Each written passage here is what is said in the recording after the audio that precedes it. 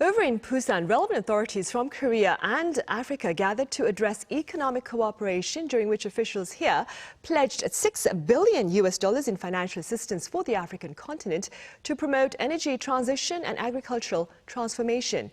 Our business correspondent Shin Ha-young reports. Economic ties between South Korea and Africa can develop into a powerful alliance. That's according to Seoul's finance minister on Wednesday in his opening speech at the 7th Korea-Africa Economic Cooperation, or KOAFEC Ministerial Conference, with a biennial event held for the first time in 5 years due to the COVID-19 pandemic. The importance of South Korea and Africa in the international society has significantly increased. I'm confident that if South Korea's advanced industries and Africa's growth potential are combined, we can become the most powerful alliance in leading the recovery of the global society.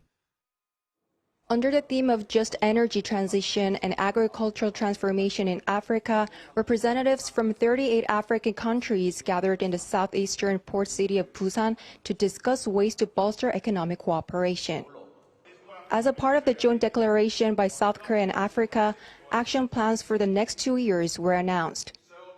The plans include Seoul's $6 billion financial aid package to support various projects in Africa with a special focus on energy transition, agricultural, and education projects. Both sides agreed that insufficient electricity supply has delayed Africa's economic growth and industrialization. In response, they decided to work together to develop infrastructures such as power generation facilities, as well as dealing with renewable energy and energy efficiency. Africa has huge amount of renewable energy, and this will allow us to be able to support that. And in that sense, Korea is already supporting Africa through the Korea Trust Fund to actually prepare a study that will allow Africa to be able to consider the manufacturing of solar panels in Africa. That will help also the energy transition in Africa. So it's a big component. For agricultural innovation, initiatives will involve smart farming, the adoption of modern agricultural technologies, and the development of rice supply chains.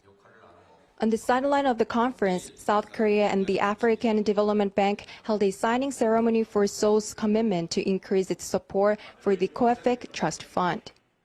Under the agreement, it will provide an additional $24 million to the AFDB as part of the $6 billion financial package.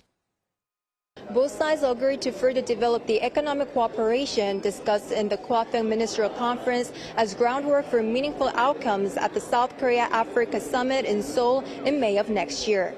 Shin Ha-young, Arirang News, Busan.